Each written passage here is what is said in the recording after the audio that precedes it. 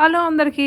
ఇక్కడ వేడివేడి అన్నంలో రాజస్థానీ స్టైల్ పాలక్ బేసన్ సుఖా తింటున్నానండి. ఆయిల్ ఒక 3 టేబుల్ స్పూన్లు వేసుకుంటున్నాను.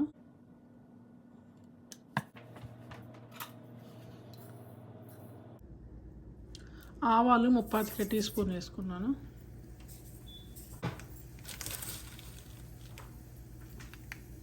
అది చిట్పట్టమన్నాక జీలకర్ర కూడా 30 టీ స్పూన్.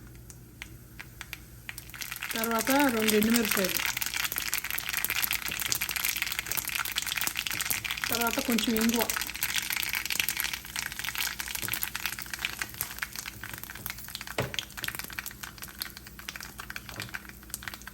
తర్వాత 3 పచ్చిమిరపకాయలు, తర్వాత మీడియం సైజు ఉల్లిపాయ ఒకటి సన్నగా కట్ చేసి,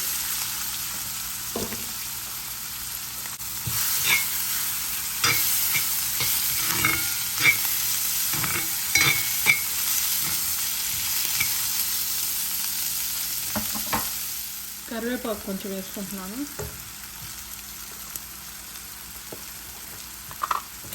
ఒక 1/2 టీ స్పూన్ పసుపు,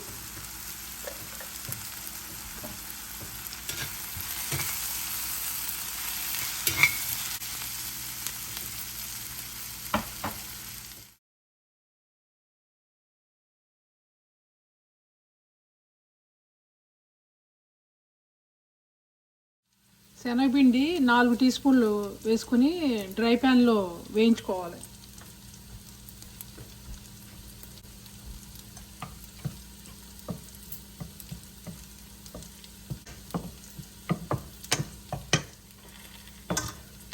దోరగా వేగింది. ఇట్లా కొంచెం పచ్చివాసన పోయేదాకా ఇట్లా దోరగా వేయించుకుంటే సరిపోతుంది.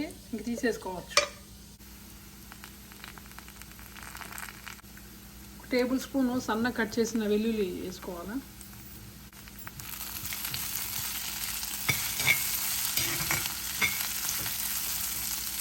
మిగతా కొంచెం లైట్ బ్రౌన్ కలర్లో వేగితే సరిపోతుంది.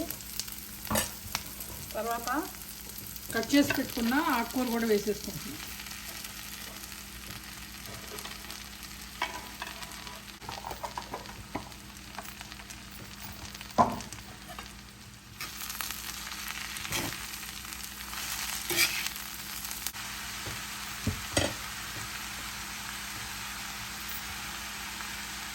రుచికి తగినంత ఉప్పు,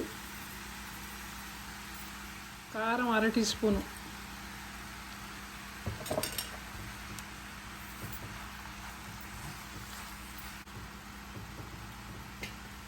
మూత పెట్టి సన్న సెగ మీద మగ్గనివ్వాలి.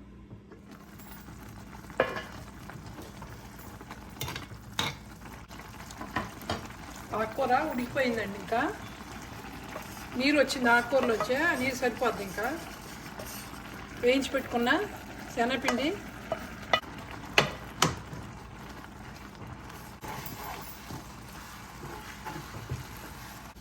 కూర రెడీ అయిపోయిందండి. ఇంకా పాలక్ బేసన్ కర్రీ రెడీ అయిపోయిందండి. ఇది చపాతీలోకి కానీ అన్నంలోకి కానీ దేంట్లోకైనా బాగుంటుంది.